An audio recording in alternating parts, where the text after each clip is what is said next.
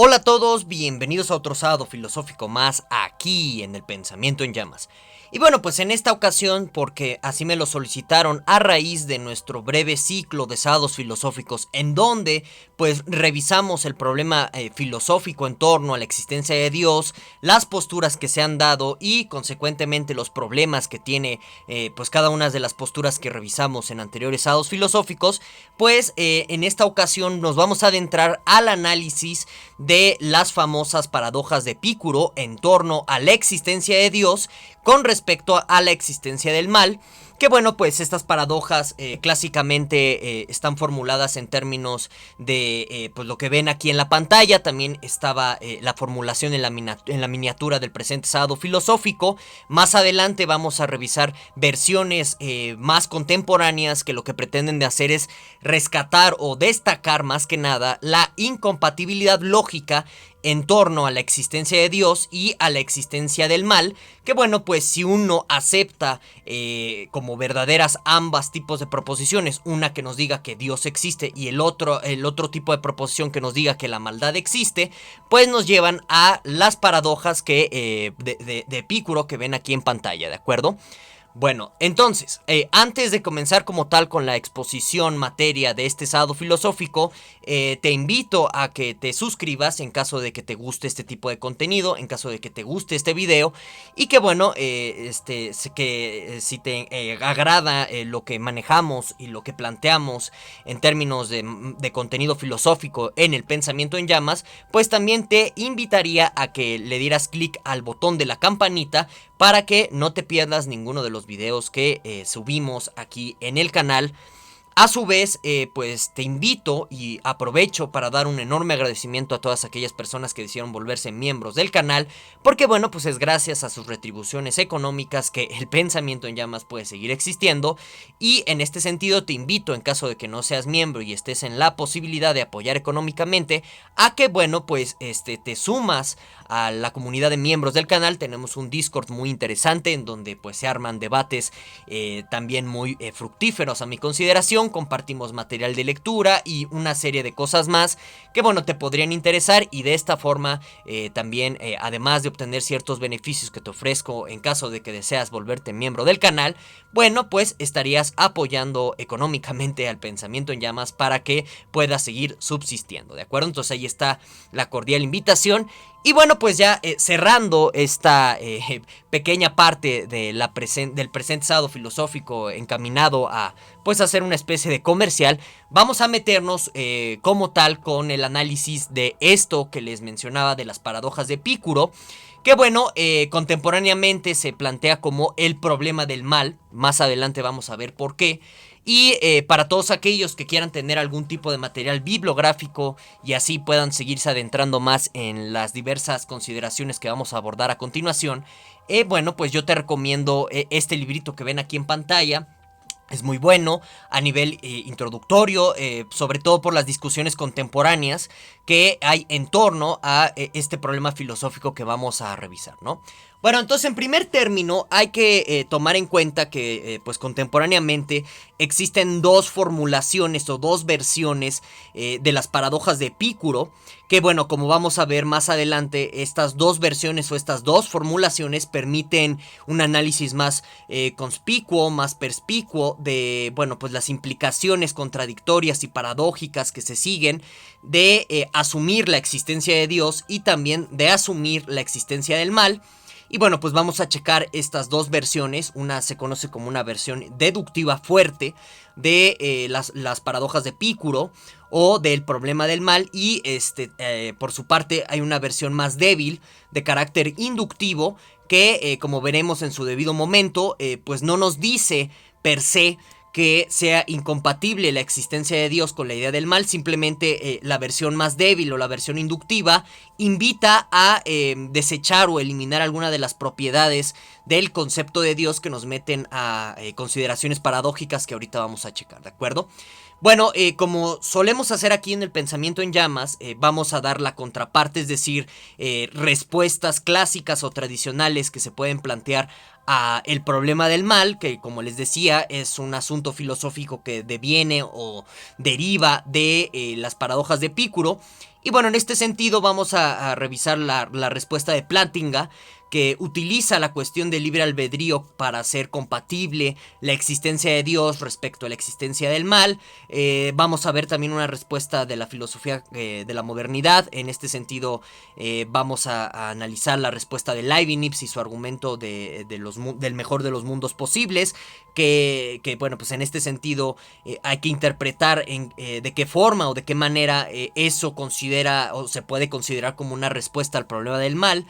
Y vamos a checar, al igual que con la respuesta de Plantinga, vamos a analizar los problemas que tiene dicha respuesta de este personaje llamado Plantinga. Pues en su debido momento vamos a ver la crítica satírica que le hace Voltaire a Leibniz en su novela del Cándido. Es una sátira muy interesante, como ya veremos en su debido momento. Luego vamos a revisar una respuesta que se puede dar a el problema del mal, a partir del maniqueísmo, de posturas religiosas maniqueístas, que bueno, tienen una concepción de la divinidad un tanto diferente a como está planteada en el argumento original del cual se siguen las paradojas de Epicuro. Y por último, bueno, pues esto ya es un tanto de mi cosecha. Vamos a revisar una posible respuesta dialeteísta o paraconsistente, o bueno, una respuesta dialeteísta que se apoya en la lógica paraconsistente. Ya tenemos aquí en el Pensamiento en Llamas un curso de metafísica y ontología en donde explicamos qué es el dialeteísmo, lo vamos a retomar, no se preocupen. Y también tenemos un curso de lógica y filosofía de la lógica en donde explicamos la propuesta de la lógica paraconsistente. De igual forma, aquí brevemente la vamos a retomar para que se entienda esta posible respuesta. Y por su parte, pues revisaremos qué tipo de problemas tienen, ¿de acuerdo?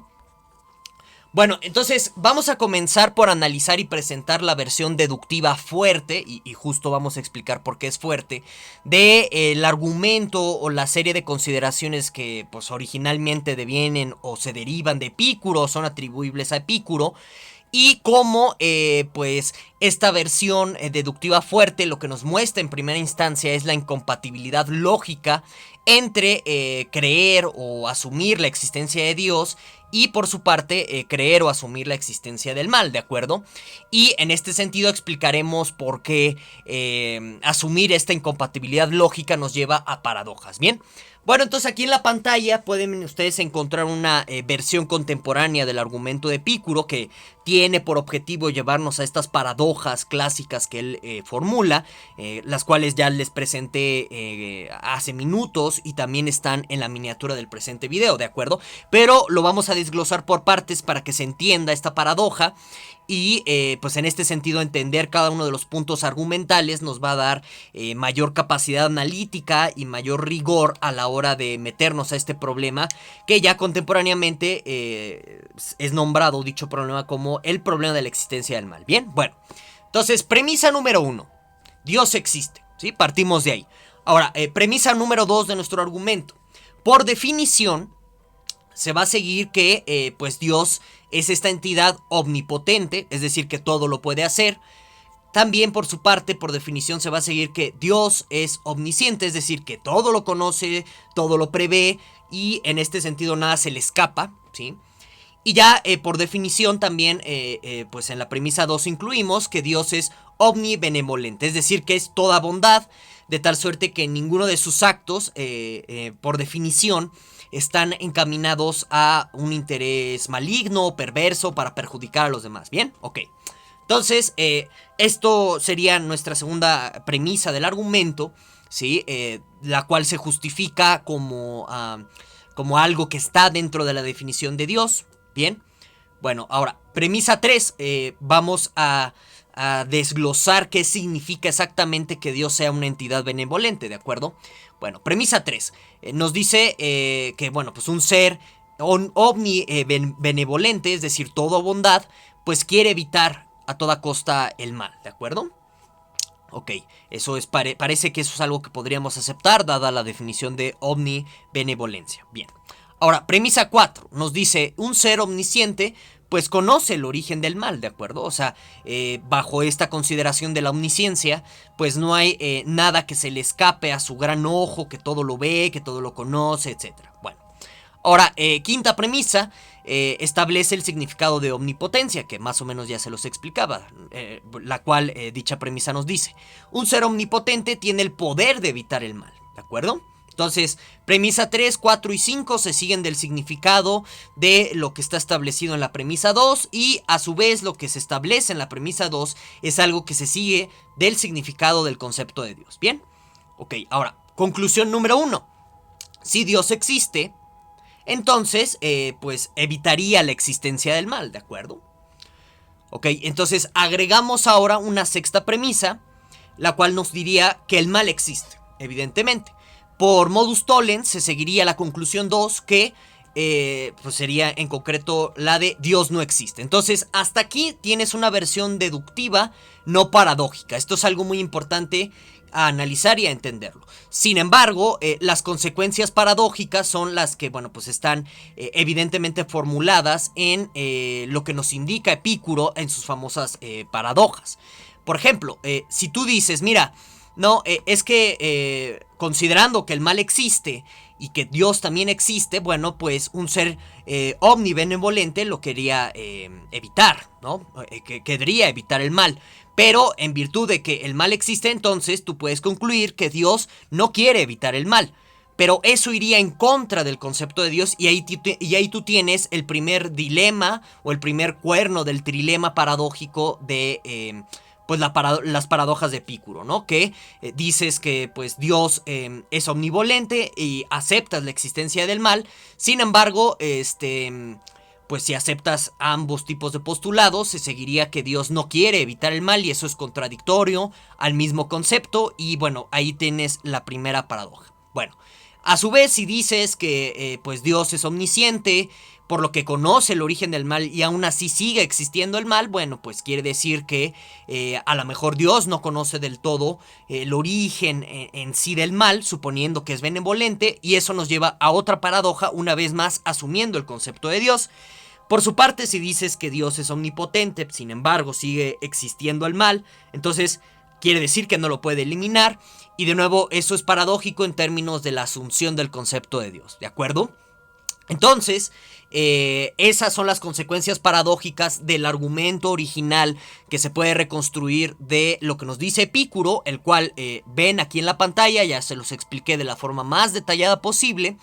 Y bueno, hasta este momento, como ustedes pueden ver en el argumento, simplemente se seguiría en la conclusión 2 que Dios no existe. Por supuesto que si tú quieres seguir asumiendo la existencia de Dios y a la vez asumes la premisa 6, que es la existencia del mal, bueno, aquí tienes un caso de incompatibilidad lógica. ¿Por qué?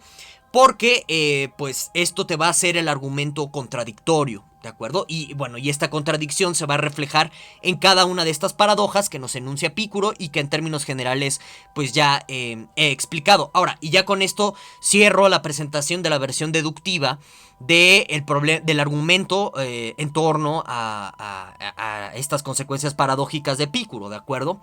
Noten que aquí hay una premisa que se tiene que ir. Ya sea la premisa 1, Dios existe, ya sea alguna propiedad de la premisa 2, es decir, que Dios sea omnipotente, omnisciente o benevolente. Parece que premisa 3, 4 y 5, pues ninguna se va, sigue ahí. Y en este sentido, también podrías decir que se tiene que reconsiderar o reinterpretar la premisa 6 para no llegar a la conclusión 2, o bien para no llegar a ninguna de las consecuencias paradójicas que, bueno, pues les acabo de enunciar en términos muy generales, que están presentes en la formulación original de Epicuro. Ya saben, cualquier duda, comentario, aquí abajo está la cajita de comentarios. Ahora bien, como ya les mencionaba, también hay una versión inductiva, que es una versión más débil de el argumento que concluye o que conlleva a las paradojas de Epicuro, ¿bien? Se dice o se cree que es una versión más débil, la versión inductiva, porque aquí no se está negando necesariamente la existencia de Dios. Simplemente lo que nos va a decir la versión inductiva es que a mayor casos de sufrimiento es menos probable que esta entidad llamada Dios sea una entidad omnitodo, es decir, que es omnisciente, omnipotente, omnibenevolente, ¿de acuerdo?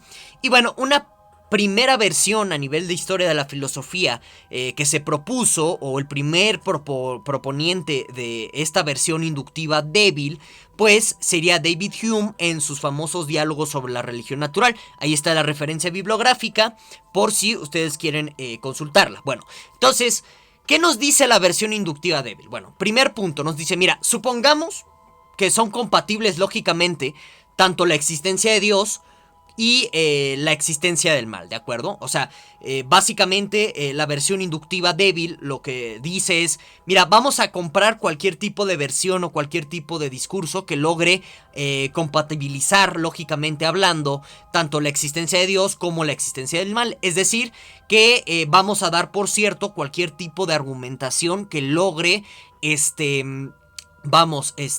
evitar una contradicción entre suponer que Dios existe y aceptar que existe la maldad en el mundo. Eso es, en pocas palabras, lo que quiere decir este primer supuesto. Bueno, aún así, nos va a decir la versión inductiva, por una cuestión de inferencia inductiva, valga, va a ser altamente probable que, como este mundo se nos muestra por la diversidad de casos que hay de sufrimiento, de tragedias, de infortunios y demás, bueno, pues este mundo se nos va mostrando inductivamente como un infierno de sufrimientos, por lo que nosotros podemos inferir inductivamente que Dios quizás no sea necesariamente una entidad que tiene la propiedad de ser omnipotente, o quizás no tiene la propiedad de ser omnisciente, o bien que no tiene la propiedad de ser omnibenevolente. Es decir, como les indicaba, la versión inductiva o la versión débil del argumento original de Epicuro, que tiene estas consecuencias paradójicas, básicamente se va a encargar de eliminar alguna de las propiedades de Dios, y que claro, aquí pues algunos pueden inferir o pueden concluir que si se niega alguna de estas propiedades del concepto de Dios, pues en sentido estricto ya no estaríamos hablando de Dios. Otros podrían decir, no, ¿sabes qué? Es una nueva visión, una nueva perspectiva de Dios. En fin, ese es otro debate, se los dejo por el momento a su consideración, ¿bien? Bueno, entonces, hay que considerar lo siguiente.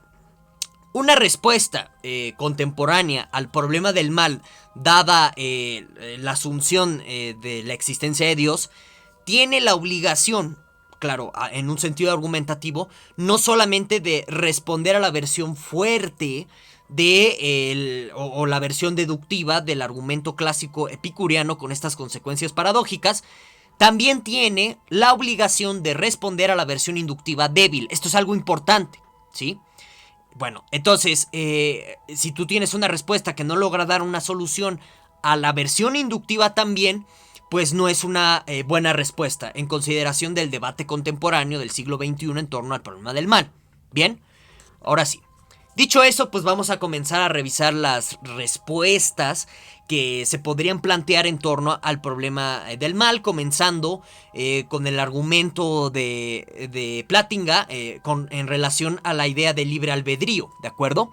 Bueno, ¿qué dice Plantinga? Para explicar cómo es compatible la existencia del mal respecto a la existencia de Dios, es decir, que no nos lleva a estas famosas paradojas de Epicuro, el decir que existe Dios y a la vez conceder que existe maldad en el mundo. Para ello, Plantinga apela a la cuestión del libre albedrío, ¿no? Y lo va a hacer de la siguiente forma. Primero, nos va a decir Plantinga en este librito que también les recomiendo para todos aquellos que estén interesados, pues, en el debate contemporáneo, no en el del siglo XIII, en fin, ya no me voy a meter en ese tipo de cuestiones. Les recomiendo que chequen este librito de Plantinga. Bueno, dice Plantinga lo siguiente. Mira, un mundo con libertad moral es mejor que uno sin ella. Esa es su primera premisa, ¿no? ¿Por qué? Tú te puedes preguntar, ¿es un mundo con libertad moral es mejor que uno sin ella?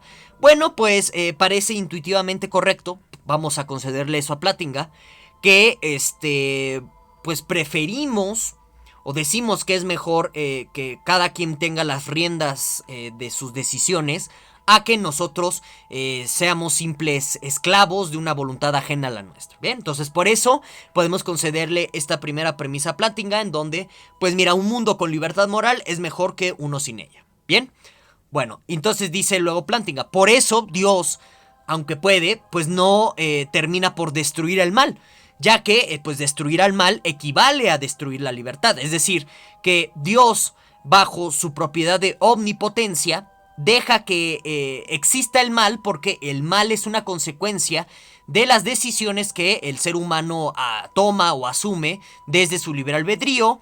Y dice Plantinga, si Dios quisiera eliminar al mal, lo cual puede hacer desde su omnipotencia, eso equivale a quitarle al ser humano la posibilidad de ser malvado, y sin esa posibilidad el ser humano no podría tener libre albedrío, y como un mundo con libre albedrío es mejor que uno sin ella, por eso Dios prefiere dejar que exista la maldad. Bien, eso es el segundo punto de la argumentación de Plantinga. También nos dice Plantinga que por eso, al ser un mundo mejor en donde hay libre albedrío, pues Dios previó precisamente que en nuestro mundo existiera libre albedrío. Y entonces, en este sentido, se afirma la propiedad de omnisciencia del concepto de Dios. Bien. Luego también Plantinga nos va a establecer que como la libertad es algo bueno en sí mismo, ¿sí? Bueno, pues Dios por ello también no destruye a la maldad, porque implicaría destruir a esta capacidad a partir de la cual el ser humano elige ser malvado, y entonces aquí se afirma su propiedad de omnibenevolencia. En pocas palabras, ¿cómo podríamos resumir la argumentación de Plantinga para hacer compatible la existencia del mal con respecto a la existencia de Dios? La podríamos resumir en este sentido. Mira, la maldad existe como un subproducto del libre albedrío, la cual pues Dios diseñó que existiera, ya que la libertad moral o el libre albedrío es algo bueno en sí mismo, y como Dios es todo bondad y a la vez como todo lo puede conocer, sabe que es lo mejor para nosotros, el dejarnos bajo nuestra consideración moral o bajo nuestra libertad moral, y por eso Dios no destruye al mal. Y en este sentido podríamos pensar, sin ningún tipo de incompatibilidad lógica, nos dice Plantinga, en que existe el mal y que existe Dios, porque digamos que el mal es un producto de una creación de Dios, que es la libertad de albedrío. ¿De acuerdo? Espero que se haya entendido la respuesta de Plantinga. Cualquier duda, comentario, objeción, pues ya saben, aquí está la cajita de los comentarios. Sin embargo, a pesar de que, pues digamos, la respuesta de Plantinga pueda parecer muy plausible o muy probable de ser cierta, vamos a dejarlo en esos términos, hay un gran problema con la respuesta de Plantinga, y es que tal y como tenemos el argumento de Plantinga, en donde se apela al libre albedrío, bueno, pues eso no explica la existencia de lo que se suele llamar en la discusión como el mal natural, es decir, todas aquellas tragedias o infortunios que no dependen de nuestro libre albedrío. Es decir, por ejemplo, terremotos, maremotos, epidemias y demás acontecimientos que se dan de forma natural y que perjudican al ser humano, pues sería una prueba o una evidencia de que el mal existe, más allá de nuestra capacidad de libre albedrío para provocar ese tipo de actos.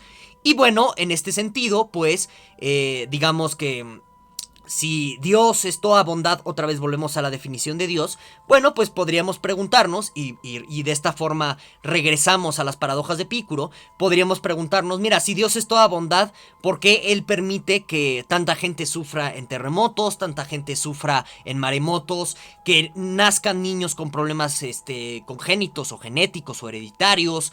¿Por qué permite que, digamos, hasta, no sé, las monjas más devotas y más religiosas, pues aquí, por ejemplo, cuando han ocurrido terremotos, pues se les caigan los conventos encima y ese tipo de cosas? Por lo que Plantinga, al no considerar el problema de la existencia del mal natural, pues su respuesta no es buena, ¿de acuerdo? Y regresamos a la incompatibilidad lógica entre asumir la existencia de Dios y admitir que existe el mal. Ahora, por su parte, también aquí la versión inductiva del problema del mal o del argumento del mal, que ya explicamos minutos atrás, pues no logra responderlo Plantinga. Aún así, aunque nosotros asumiéramos que el libre albedrío, su respuesta del libre albedrío también podría, no sé, de alguna manera explicar que un maremoto es causa del ser humano. ¿En qué sentido? En el sentido en el que, mira, pues a lo mejor se caen los edificios durante un terremoto, se inundan las casas durante un maremoto, porque el ser humano desde su libre albedrío podría haber prevenido que se cayera una casa no construyendo en una zona de alta sismicidad, o bien en casos de problemas hereditarios o congénitos, quizás bajo algún tipo de análisis científico que caería de nuevo en su libre albedrío, las personas hubiesen podido decidir si tener o no hijos, etcétera. Podríamos, de nuevo, siguiendo el principio de caridad de Davidson, darle la mejor lectura a la respuesta de Plantinga y explicar o decir que algo así como el mal natural no existe.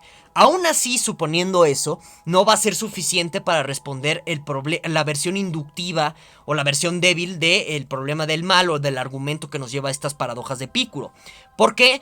Porque por inducción, a pesar de que uno asuma de que pues lo que creemos como mal natural se crea por nuestras malas decisiones o por nuestra falta de prevención en ciertas circunstancias, aún así asumiendo todo esto por una cuestión de alta probabilidad, en virtud de que cada vez se repite más y más estos casos, bueno, pues nosotros podríamos seguir deduciendo inductivamente que pues este mundo es un lugar de infierno lleno de sufrimientos, de tal suerte que si Dios permite que este mundo lleno de sufrimientos y siendo un infierno en vida siga existiendo, pues se sigue, según la versión inductiva débil, de que al menos una de las propiedades de Dios, ya sea la omnipotencia, la omnisciencia, la omnibenevolencia, no la tenga. ¿De acuerdo? Entonces, la respuesta de Plantinga, incluso bajo esta interpretación del principio, bueno, siguiendo el principio de caridad de Davidson y dándole la mejor interpretación,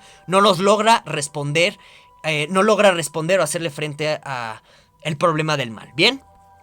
Ahora, vamos a una segunda respuesta, que sería en concreto pues la clásica de Leibniz en torno a la apelación de los mundos posibles, como para tratar de explicar o decirnos que pues incluso en un mundo en donde existe el mal, pues es algo preferible o es algo aceptable, porque es el mejor de los mundos posibles. Vamos a desglosar poco a poco esta idea.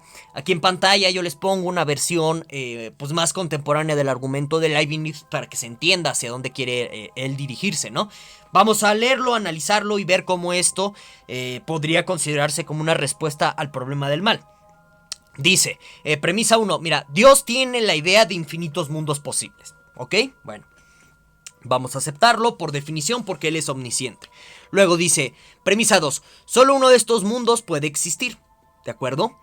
¿Por qué? Bueno, pues porque viene la premisa 3, las elecciones de Dios están sujetas al principio de razón suficiente, es decir, Dios tiene una razón para elegir un mundo en lugar del otro, ¿de acuerdo? Para que uno de estos mundos posibles se vuelva el actual o el existente, ¿bien? Premisa 4, bueno, por definición Dios es bueno, concluimos que el mundo actual que Dios escogió para existir es el mejor de todos los mundos posibles.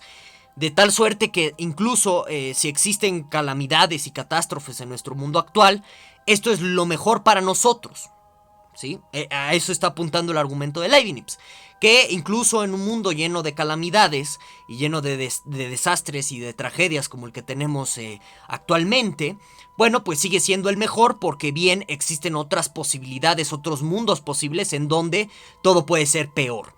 Pero Dios en su infinita bondad volvió actual o volvió existente nada más este mundo que pues ya tenemos cotidianamente, y de esta forma se vuelve conciliable o compatible asumir la existencia de Dios y aceptar que existe el mal.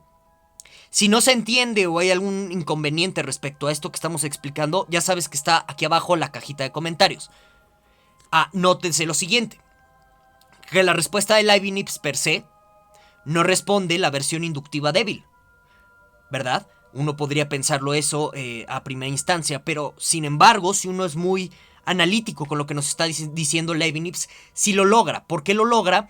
Porque incluso inductivamente, por la cantidad de sufrimiento y de casos de tragedia que suceden en el mundo, tú puedas decir que este mundo es un infierno, Leibniz te va a terminar diciendo que este es el mejor de los infiernos posibles, porque podría haber otros infiernos peores, ¿no?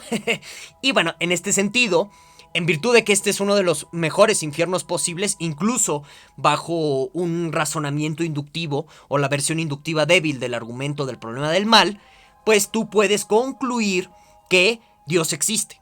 Entonces, vean, a pesar de que uno podría decir, mira, pues como está presentado este argumento de manera deductiva, pues este argumento leibniziano no hace frente a la versión inductiva débil, pues en realidad sí lo hace por lo que les acabo de explicar. Bien.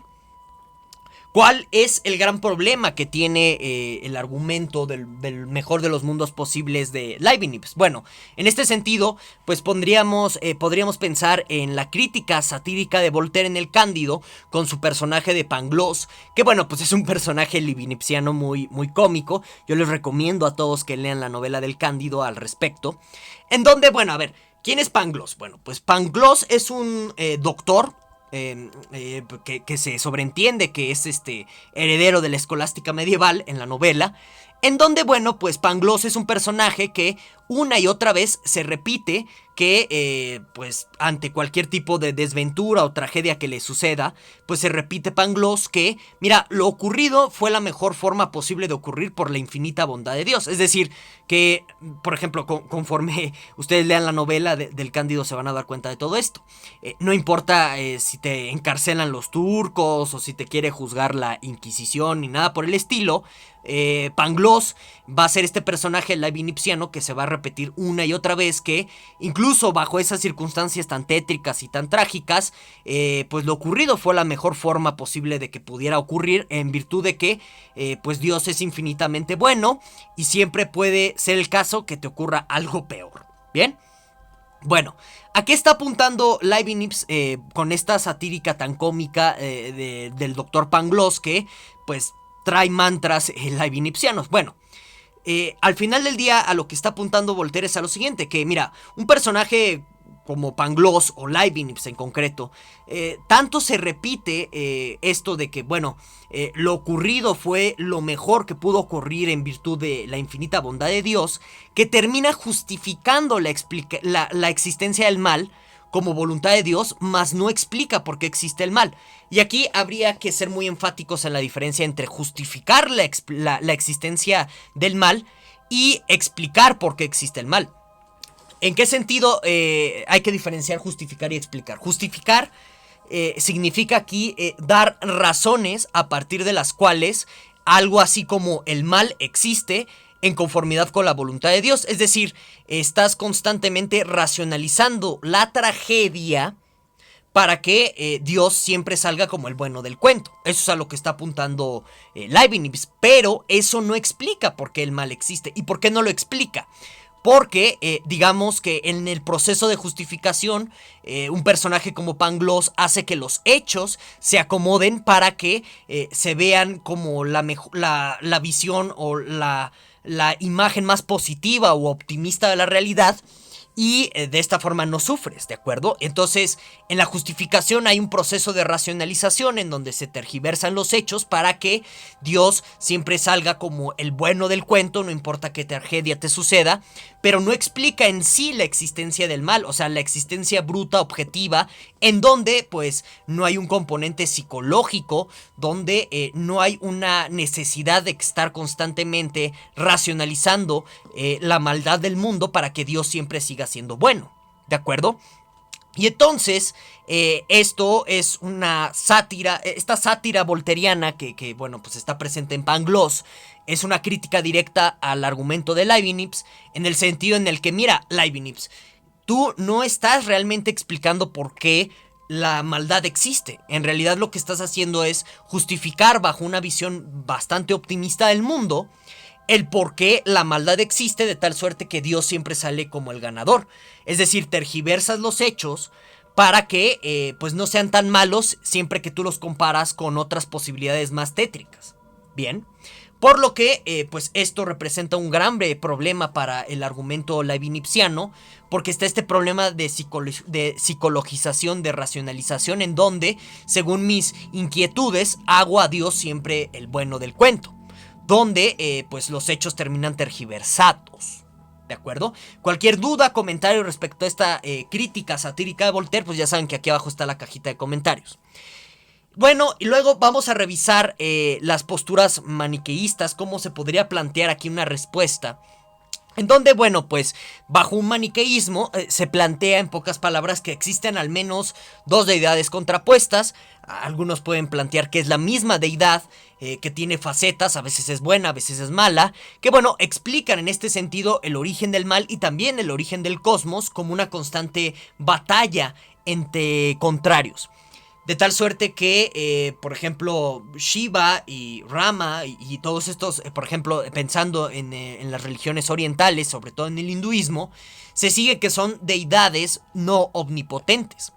¿Por qué? Porque en virtud de que ninguna se puede destruir o tiene el poder suficiente para destruirse por completo, pues se explica por qué existe el mal y el bien en el mundo de una forma constante y cambiante y demás. Y bueno, este tipo de posturas maniqueístas están presentes en el zoroastrismo, en el gnosticismo, y en pocas palabras, cuando te encuentras contemporáneamente defensores de este tipo de perspectivas, lo que están sugiriendo a nivel argumentativo es cambiar de perspectiva sobre la divinidad, es decir, deja de creer que existe algo así como un Dios omnipotente, incluso abandona el monoteísmo y asume una concepción pluralista en cuestiones de divinidades y demás, ¿de acuerdo?